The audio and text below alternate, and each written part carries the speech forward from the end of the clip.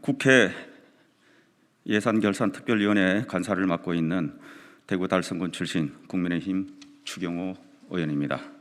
오늘은 21년도 정부가 제출한 추가경정예산안에 대한 분석 결과에 대해서 말씀을 드리겠습니다.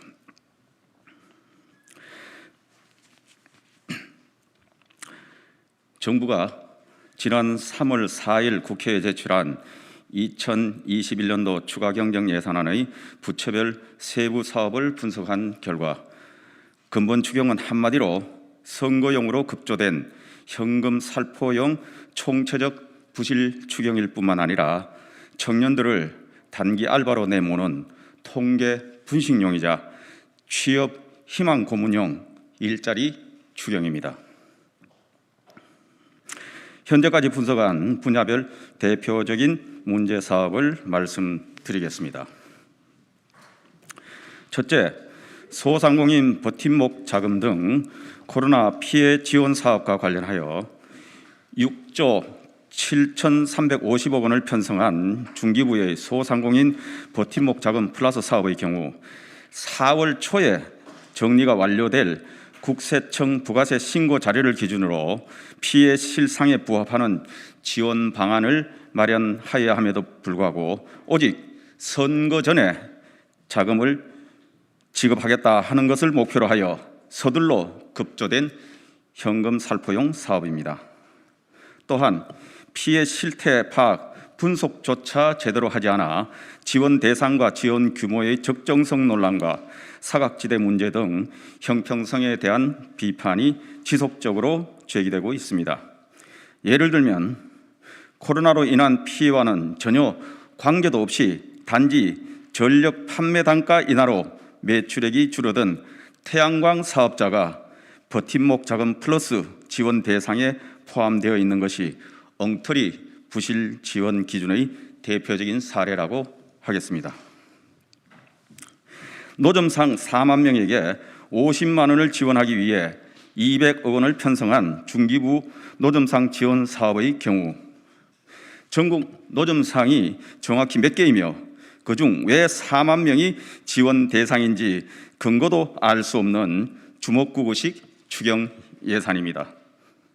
또한 지원 조건이 노점상의 사업자 등록을 전제로 하고 있기 때문에 50만 원 국고 지원을 받은 노점상이 최소 월 매출 100만 원만 벌어도 인적 공제 등을 감안하더라도 매년 최소 연 54만 원의 종합소득세를 내야 하므로 사실상 세금 납부 고지서 발행 사업인 셈입니다.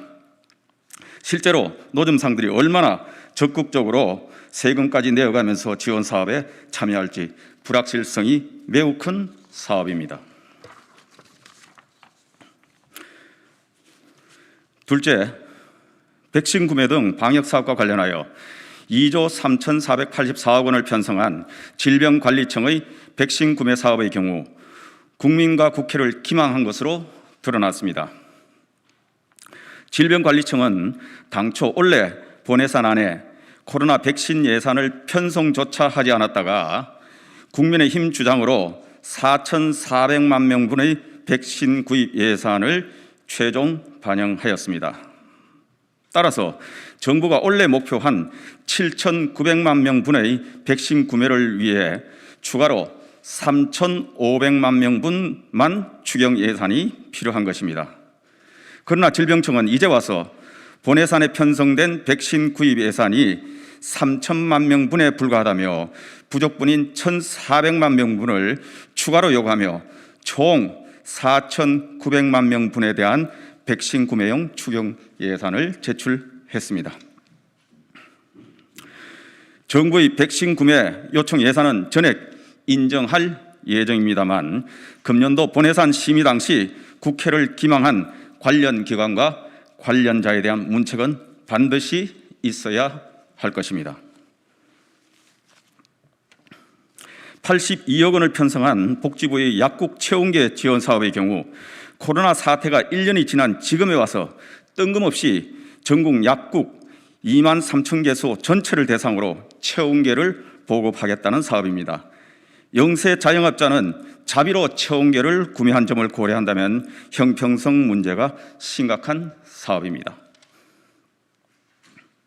셋째, 세금 중독성 단순 알바 일자리 사업과 관련하여 정부는 27만 5천 명의 추가적인 일자리를 추경에 반영하였다고 하였으나 부처별 확인 결과 대부분의 사업이 취업 연계 조건이 없는 단순 알바이거나 이미 기업체가 공공 및 민간 채널을 통해 구인을 공고해서 채용 계획이 있는 사업에 재정을 투입하는 세금 포주기 사업인 것으로 드러났습니다.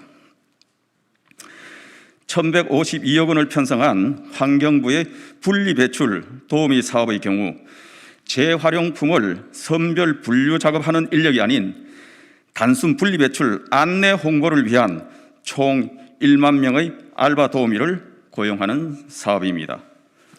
아시다시피 이미 공동주택은 투명 페트병 분리배출이 의무화되고 있어 현장 홍보 인력 투입의 실효성이 떨어짐에도 불구하고 근무 시간도 지난해 4시간에서 8시간으로 대폭 확대하는 등 세금 낭비성 일거리를 억지로 만들어냈습니다. 참고로 동사업은 지난해 7월 여당 단독으로 통과시킨 제3차 추경에 처음 반영된 실효성이 없는 사업이었습니다.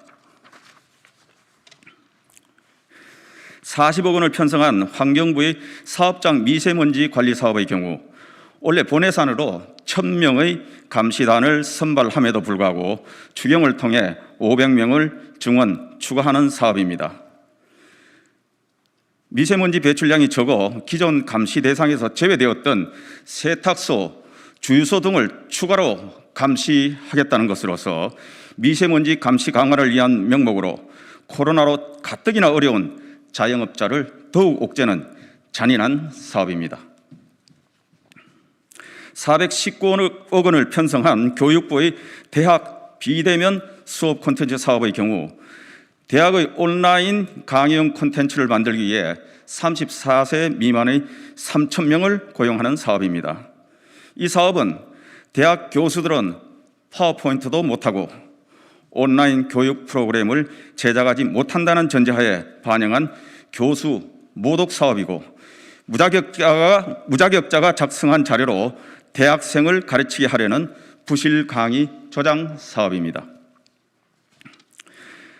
150억 원을 편성한 과기부의 바이오 데이터 인력 채용 사업의 경우 과기부는 국가 바이오 데이터 스테이션에 취업 연계하기 위해 동사업 확대가 필요하다고 주장하고 있으나 지난해 해당 연구기관에 채용된 2,028명 중 현재 지원이 종료된 인원 603명 대비 고용이 유지된 인원은 7.7%인 47명에 불과할 정도로 실효성이 낮은 것으로 드러났습니다. 5,611억 원을 편성한 고용부의 청년 디지털 일자리 사업의 경우 지난해 추경 집행률이 32.9%에 불과하고 올해 본 예산 4,676억 원의 2월 말 기준 집행률도 3.6%에 불과한 대표적인 집행 부진 사업임에도 근본 추경으로 본 예산보다 많은 5,611억 원을 추가해 본 예산 포함 1조 287억 원으로 대폭 확대하였습니다. 이는 청년과 디지털로 이름만 근사하게 포장된 전형적인 통계 분식용 일자리 사업입니다. 65억 원을 편성한 고용부의 구직 단념 청년 응원금 사업의 경우 구직 단념 청년이 지자체가 운영하는 청년센터에 자신감 회복 상담 프로그램을 참여하면 청년에게 20만 원씩 지급하고 이를 유치한 청년센터에도 1인당 20만 원을 지급하는 사업으로서 대표적인 묻지마 현금 살포용 세금 낭비 사업이라고 하겠습니다. 7억 원을 편성한 해수부의 불법업 방지 홍보 사업의 경우 수산자원 지킴이 60명을 고용하여 공판장 등에 전단지를 나눠주며 어민들에게 불법업 금지를 홍보한다는 전시성 일자리 사업으로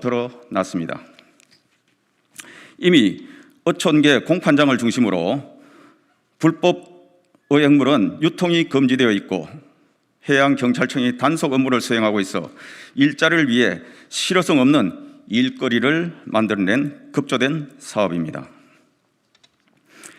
34억 원을 반영한 문체부의 공연관광 디지털 전문 인력 지원 사업의 경우 공연관광 분야 300명의 인건비를 지원한 사업이나 문체부가 이미 음악산업 및 대중문화산업 육성, 공연예술 진흥 기반 조성 등 공연 분야 지원 사업을 이번 추경에 다수 편성하였으므로 이는 한 가지 분야를 2중, 3중으로 지원하려는 세금 낭비성 사업에 불과합니다.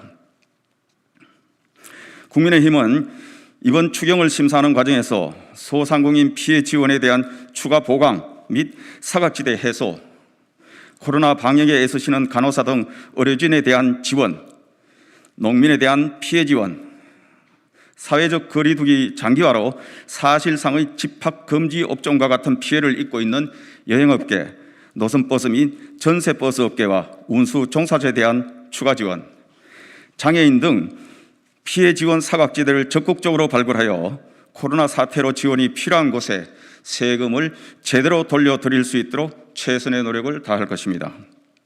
또한 통계 분식용으로 급조되어 실효성이 없는 세금 낭비성 일자리 사업에 대해서는 대폭적인 삭감을 요구할 것입니다. 정부 여당에 다시 한번 촉구합니다. 코로나 지원을 명분으로 손쉬운 적자국채 10조 원 발행 대신 뼈를 깎는 고통분담의 자세로 올해 사상 최대 규모로 편성된 본예산 558조 원의 세출 구조 조정안을 조속히 제출함으로써 청년 세대의 나라빚 부담 전가를 최소화해야 할 것입니다. 문재인 정부는 더 이상 우리의 젊은이들에게 빚 덤터기를 씌우는 나쁜 정부가 되지 말아야 할 것입니다. 감사합니다.